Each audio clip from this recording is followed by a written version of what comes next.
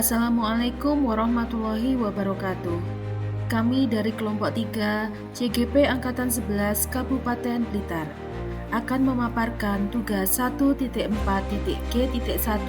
Ruang Kolaborasi Modul 1.4 Disiplin Positif. Berikut adalah anggota kelompok 3. Yang pertama Murni Wiwi Megawati, yang kedua Tutik Farida, dan yang ketiga Santi Wijayanti.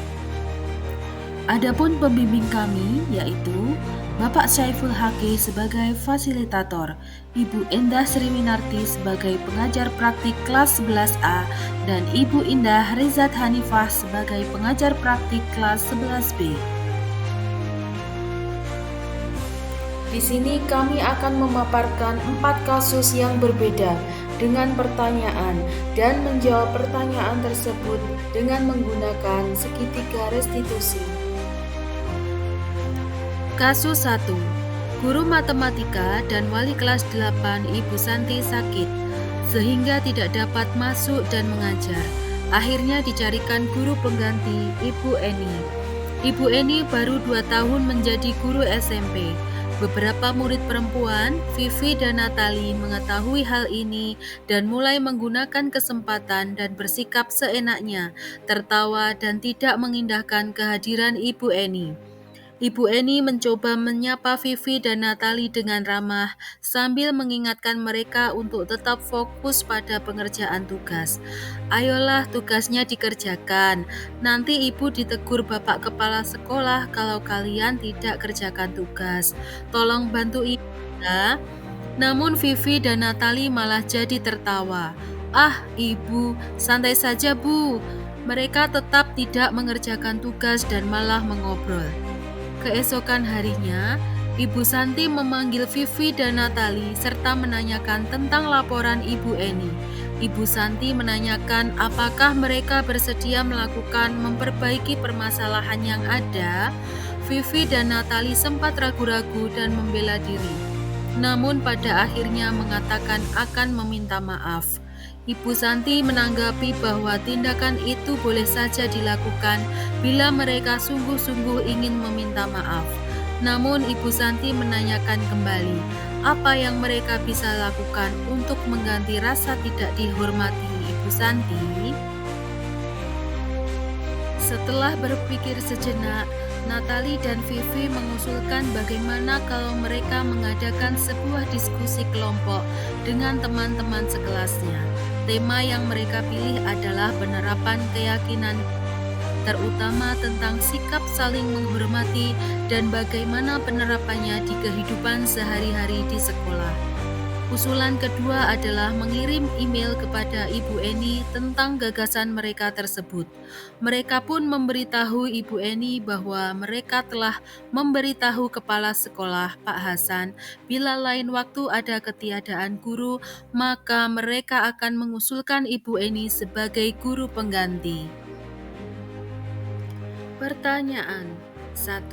Dalam kasus di atas, langkah-langkah restitusi apa saja yang sudah dijalankan oleh Ibu Santi? 2.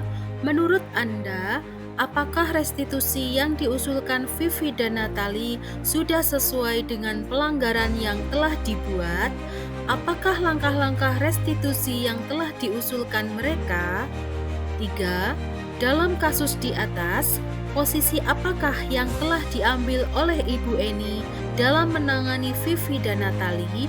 Jelaskan jawaban Anda. 4.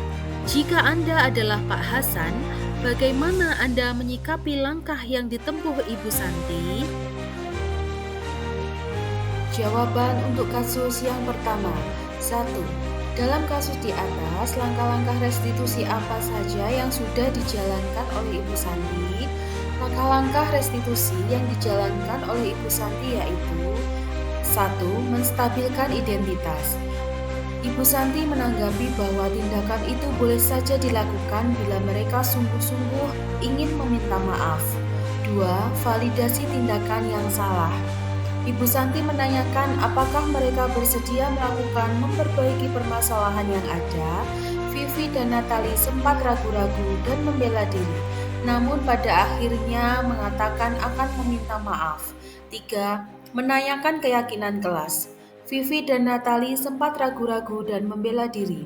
Namun pada akhirnya mengatakan akan meminta maaf. Ibu Santi menanggapi bahwa tindakan itu boleh saja dilakukan bila mereka ingin sungguh-sungguh meminta maaf. Namun Ibu Santi menanyakan kembali apa yang mereka bisa lakukan untuk menggantikan rasa tidak dihormati Ibu Santi.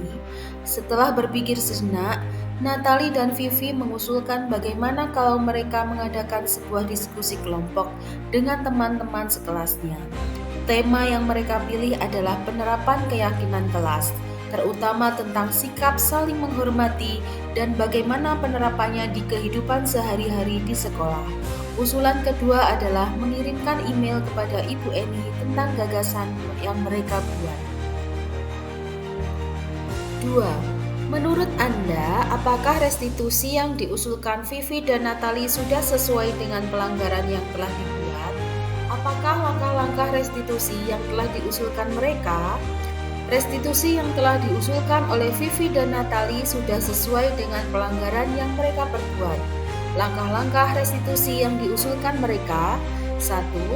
Natalie dan Vivi mengusulkan bagaimana kalau mereka mengadakan sebuah diskusi kelompok dengan teman-teman sekelasnya. Tema yang mereka pilih adalah penerapan keyakinan kelas. 2. Mengirimkan email kepada Ibu Eni tentang gagasan mereka yang telah menyepakati penerapan keyakinan kelas. 3. Memberitahu Pak Hasan selaku kepala sekolah, bila lain waktu ada ketiadaan guru, maka mereka akan mengusulkan Ibu Eni sebagai guru pengganti. 3. Dalam kasus di atas, posisi apakah yang telah diambil oleh Ibu Eni dengan menangani Vivi dan Natalie? Jelaskan jawaban Anda. Posisi yang telah diambil oleh Ibu Eni adalah posisi kontrol sebagai teman. Hal ini terbukti dari perkataan Ibu Eni, yaitu Ibu Eni mencoba menyapa Vivi dan Natalie dengan ramah, sambil mengingatkan mereka untuk tetap fokus pada pengerjaan tugas. Ayolah tugasnya dikerjakan. Nanti ibu ditegur Bapak Kepala Sekolah kalau kalian tidak mengerjakan tugas. Tolong bantu ibu ya. Guru pada posisi ini berusaha membangun hubungan yang akrab dengan murid melalui sapaan yang ramah dan permintaan bantuan, sehingga hal tersebut tidak menyakiti murid. Jika Anda adalah Pak Hasan, bagaimana Anda menyikapi langkah-langkah yang ditempuh Ibu Santi? Langkah yang ditempuh Ibu Santi sudah baik, karena Ibu Santi telah melakukan budaya positif dengan menerapkan segitiga restitusi dengan posisi kontrol sebagai manajer dalam menyelesaikan masalah tersebut. Kasus 2.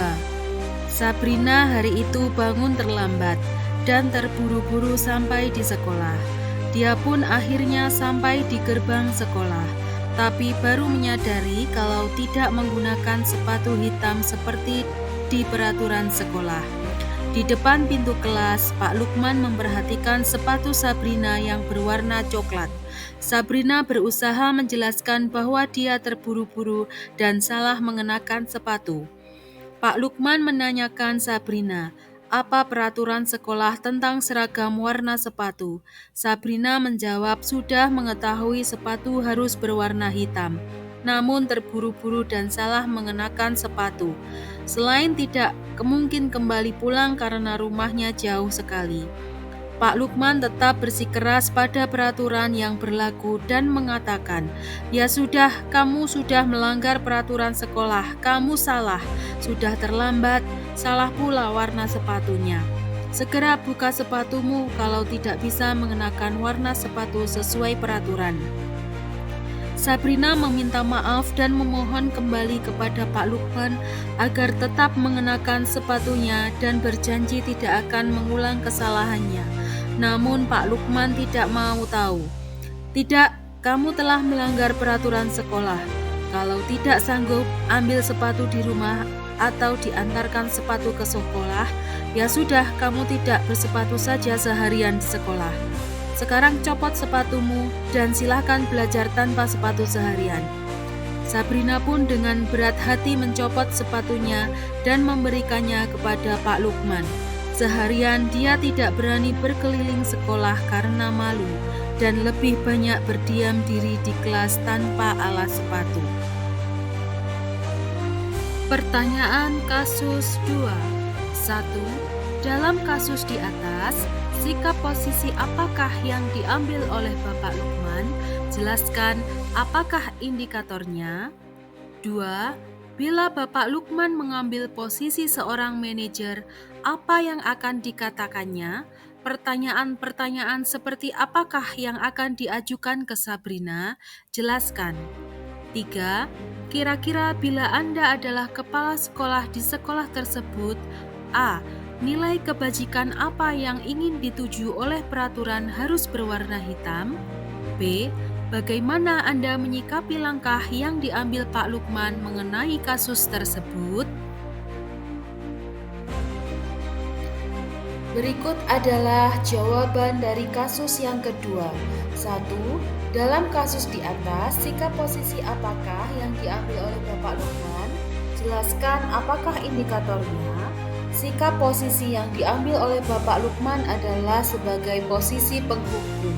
Hal ini dibuktikan dengan, ya sudah, kamu sudah melanggar peraturan sekolah, kamu salah, sudah terlambat, salah pula warna sepatunya. Segera buka sepatumu kalau tidak bisa mengenakan warna sepatu sesuai peraturan.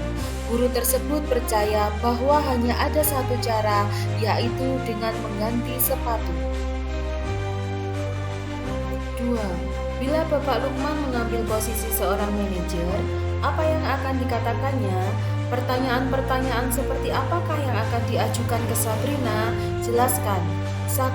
Apa yang menyebabkan kamu terburu-buru sehingga salah menggunakan sepatu? 2. Sabrina, apakah kamu tahu tata tertib di sekolah tentang penggunaan warna sepatu? 3. Apa yang seharusnya kamu persiapkan sebelum berangkat sekolah agar bisa tepat waktu? 4. Bagaimana rencana Sabrina untuk memperbaiki kesalahan? Pertanyaan-pertanyaan tersebut membuat murid dapat bertanggung jawab atas apa yang telah dilakukan dan menemukan solusi dari permasalahannya tersebut. 3. Kira-kira bila Anda adalah kepala sekolah di sekolah tersebut, A. Nilai kebajikan apa yang ingin dituju oleh peraturan harus berwarna hitam. Nilai kebajikan yang dituju dari peraturan penggunaan sepatu harus warna hitam adalah 1. Disiplin, 2. Tanggung jawab, 3. Kesetaraan, 4. Kesederhanaan. B. Bagaimana Anda menyikapi langkah yang diambil Pak Lukman mengenai kasus tersebut? 1. Mencari informasi terhadap masalah yang terjadi, mengajak berdiskusi Pak Lukman. 2. Jika memang Pak Lukman bersalah, maka sebagai kepala sekolah perlu memberikan bimbingan dan arahan serta solusi terhadap masalah yang dihadapi Pak Lukman. Kasus 3. Ibu Dani sedang menjelaskan pelajaran bahasa Inggris di papan tulis. Namun beliau memperhatikan bahwa Fajar malah tidur-tiduran dan tampak acuh tak acuh pada pelajarannya. Fajar, coba jawab pertanyaan nomor 3. Maju ke depan dan kerjakan di papan tulis. Fajar pun tampak malas-malasan maju ke depan. Dan sesampainya di depan papan tulis pun, Fajar hanya diam terpaku sambil memegang buku bahasa Inggrisnya dan memainkan spidol di tangannya. Ayo Fajar, makanya jangan tidur-tiduran. Lain kali perhatikan. Sudah sana, duduk kembali. Kira-kira siapa ya yang bisa? Fajar pun kembali duduk di bangkunya. Hal seperti ini sudah seringkali terjadi pada Fajar. Seperti tidak memperhatikan, acuh tak acuh, dan nilai-nilainya pun tidak terlalu baik untuk pelajaran bahasa Inggrisnya. Pada saat ditegur oleh Ibu Dani, Fajar hanya menjawab, "Tidak tahu, Bu." Ibu Dani pun menjawab lirih, "Gimana kamu Fajar? Kamu tidak kasihan sama Ibu ya? Ibu sudah capek-capek mengajarkan kamu. Tidak kasihan sama Ibu." Dan Fajar pun diam membisu. Pertanyaan 1. Posisi kontrol apa yang diambil Ibu Dani dalam pendekatannya kepada Fajar? 2. Membaca sikap Fajar. Kira-kira kebutuhan apa yang diperlukan oleh Fajar? 3. Bila mana Ibu Dani mengambil posisi pemantau, apa yang akan dilakukan dan dikatakan olehnya? Pertanyaan-pertanyaannya seperti apa yang akan diajukan? Jelaskan. 4. Apabila Anda adalah kepala sekolah di sekolah Fajar dan mengetahui hal ini, bagaimana tindak lanjut Anda? Jawaban. Posisi kontrol apa yang diambil oleh Ibu Dani dalam pendekatannya kepada Fajar? 1. Penghukum. Dengan pendekatan Ibu Dani kepada Fajar yaitu, Fajar, coba jawab pertanyaan nomor 3. Maju ke depan dan kerjakan di papan tulis. Ayo Fajar, makanya jangan tidur-tiduran, lain kali perhatikan. Berdasarkan cerita kasus tersebut memang tidak ada hukuman fisik, tetapi Ibu Dani memberikan hukuman kepada Fajar dengan maju mengerjakan soal nomor 3. Karena Ibu Dani berpikir jika Fajar maju, dia tidak akan tidur-tiduran. Guru seperti Bu Dani percaya hanya ada satu cara agar pembelajaran bisa berhasil, yaitu dengan cara dia sendiri. Sebuah hukuman bersifat tiba-tiba atau tidak terencana. 2. Membuat orang bersalah. Dibuktikan dengan perkataan Ibu Dani kepada Fajar yaitu, gimana kamu Fajar? Kamu tidak kasihan sama ibu ya? Ibu sudah capek-capek mengajarkan kamu. Tidak kasihan sama ibu. Di sini guru akan bersuara lebih lembut, membuat orang merasa bersalah, akan menggunakan keheningan yang membuat orang lain merasa tidak nyaman dan bersalah. Membaca sikap Fajar, kira-kira kebutuhan apa yang diperlukan oleh Fajar? 1. Kasih sayang. Ibu Dani sedang menjelaskan pelajaran bahasa Inggris di papan tulis. Namun Ibu Dani memperhatikan bahwa Fajar malah tidur-tiduran dan tanpa acuh tak acuh pada pembelajaran. Dengan melakukan tindakan tidur-tiduran, terlihat acuh tak acuh terhadap pelajaran, maka Ibu Dani akan memperhatikannya sehingga Fajar akan mendapatkan kebutuhan kasih sayang dan yang dia butuhkan bukan untuk disalahkan. 2. Kesenangan. Fajar pun kembali duduk di bangkunya. Hal seperti ini sudah seringkali terjadi pada Fajar. Sepertinya tidak memperhatikan, acuh tak acuh, dan nilai-nilainya pun tidak terlalu bagus untuk pelajaran bahasa Inggris. Alasan. Anak-anak dengan kebutuhan dasar kesenangan yang tinggi biasanya selalu ingin menikmati apa yang dilakukan. Fajar merasa bosan dengan pembelajaran yang hanya berpusat pada guru. Guru tidak menggunakan metode dan strategi yang bervariasi. Bila mana Ibu Dani mengambil posisi pemantau, apa yang akan dilakukan atau dikatakan olehnya? Pertanyaan-pertanyaan seperti apa yang akan diajukan? Jelaskan. Pertanyaan-pertanyaan yang diajukan apabila Bu Dani mengambil posisi pemantau ialah: 1. Fajar, apa yang sudah kamu lakukan tadi? 2. Kamu ingat dengan keyakinan kelas kita? 3. Apa konsekuensi dari tindakan yang kamu lakukan? Pertanyaan-pertanyaan tersebut diajukan jika ada dalam posisi pemantau untuk mengingatkan keyakinan atau konsekuensi yang harus dijalankan oleh Fajar. Dalam posisi ini, Ibu Dani tidak menunjukkan emosi yang berlebihan yaitu dengan marah atau membuat rasa bersalah. Apabila Anda adalah kepala sekolah di sekolah Fajar dan mengetahui hal ini, bagaimana tindak lanjut Anda? Tindak lanjut yang akan saya lakukan sebagai kepala sekolah adalah mengajak Ibu Dani berdiskusi untuk mencari solusi yang dihadapi oleh Fajar dengan cara mencari informasi tentang hubungan Fajar dengan teman-temannya di sekolah dan di lingkungan tempat tinggalnya. Kemudian memanggil Fajar, berbicara dari hati ke hati agar dia lebih terbuka dan menyampaikan apa yang menjadi permasalahan yang mungkin sedang dialaminya. Selanjutnya, melakukan tindak lanjut pemecahan masalah terhadap sikap Fajar yang tidak semangat dalam pelajaran bahasa Inggris. Membuat keyakinan kelas bersama Fajar agar dapat mencapai kesepakatan dan konsisten melaksanakan keyakinan kelas yang sudah dibuat. Kasus 4. Anto dan Dino sedang bermain bersama di lapangan basket. dan tiba-tiba terlibat dalam sebuah pertengkaran adu mulut. Dino pun menjadi emosi dan mengadakan kontak fisik, menarik kemeja Anto dengan kasar sampai 3 kancingnya terlepas. Pada saat itu, guru piket langsung melerai mereka dan membawa mereka ke ruang kepala sekolah. Ibu Suti sebagai kepala sekolah berupaya menenangkan keduanya, terutama Dino. Dino, sepertinya kamu saat ini sedang marah sekali. Mendengar itu, Dino pun mengalir bercerita tentang kekesalan hatinya. Ibu Suti pun melanjutkan bahwa membuat kesalahan adalah hal yang manusiawi dan bahkan mempertahankan diri adalah hal yang penting. Namun meminta Dino memikirkan cara lain yang mungkin lebih efektif karena saat ini Dino berada di ruang kepala sekolah. Ibu Suti melanjutkan bertanya tentang keyakinan sekolah yang disepakati, serta apakah Dino bersedia memperbaiki kesalahan yang telah dilakukan terhadap Anto. Dino pun akhirnya perlahan mengangguk. Kemudian Ibu Suti balik bertanya kepada Anto, hal apa yang bisa dilakukan Dino untuk memperbaiki masalah? Anto menjawab, saya perlu kancing saya diperbaiki, Bu. Ibu saya akan sangat marah kalau melihat kancing baju saya sampai lepas 3 kancing seperti ini. Ibu Suti pun kembali bertanya ke Dino, apakah yang bisa dia lakukan untuk menggantikan 3 kancing Anto yang terlepas? Dino pun berpikir sejenak namun menjawab, wah tidak tahu Bu, saya lem kembali mungkin ya Bu. Ibu Suti berpikir sebentar dan menanggapi, kalau dilem akan mudah lepas kembali Dino. Bagaimana kalau kamu menjahitkan saja? Bersediakah kamu?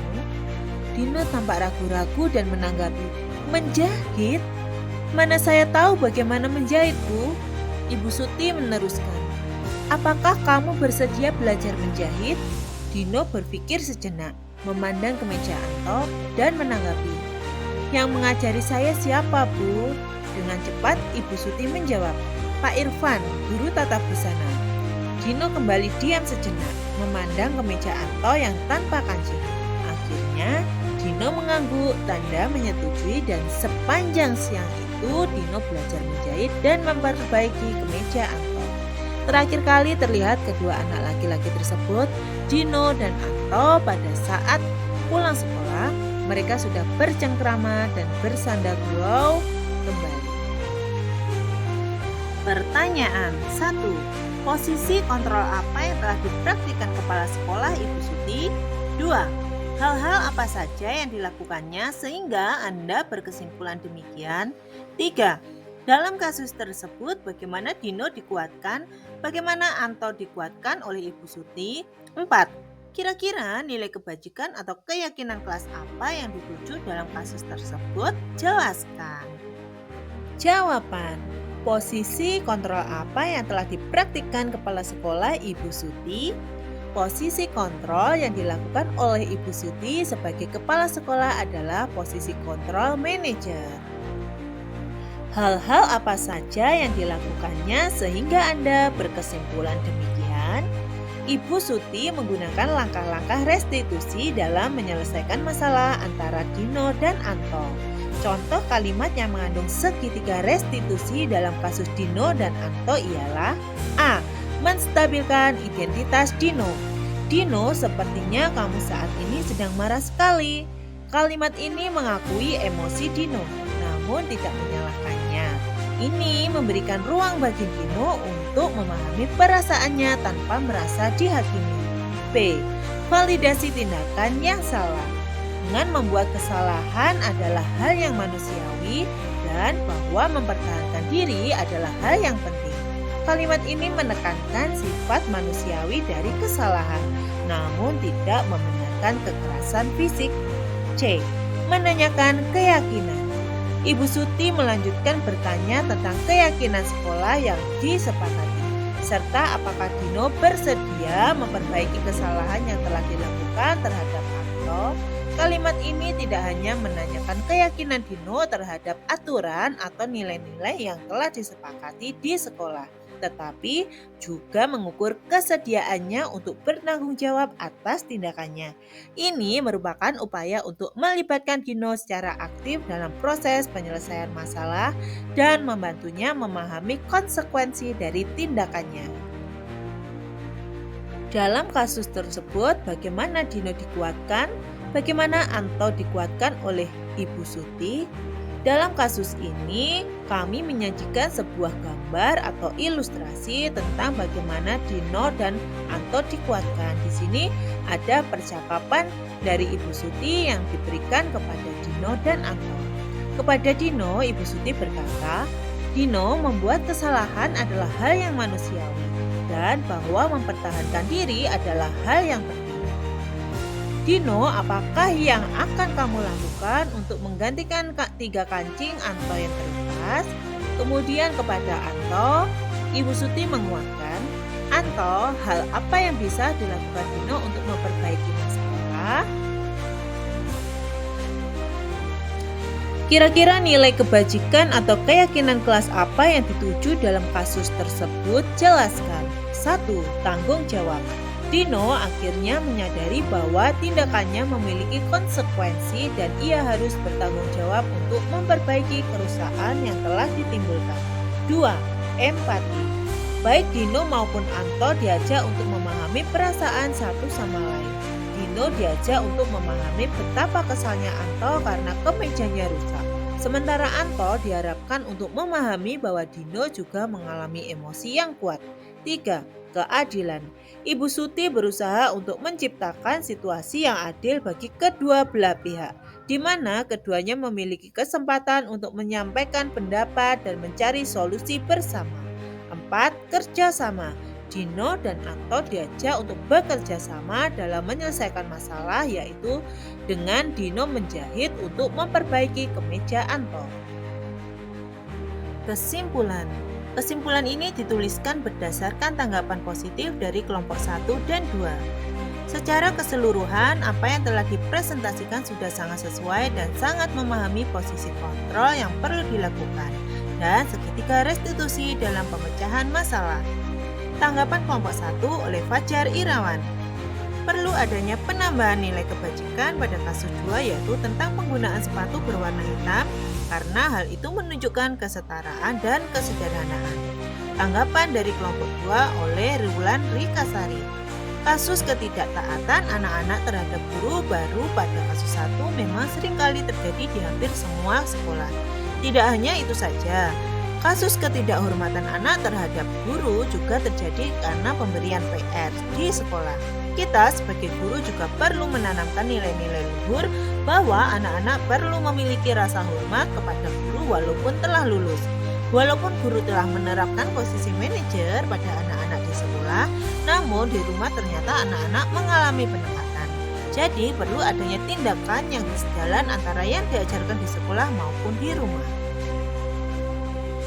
Sekian video dari kelompok kami. Salam dan terima kasih.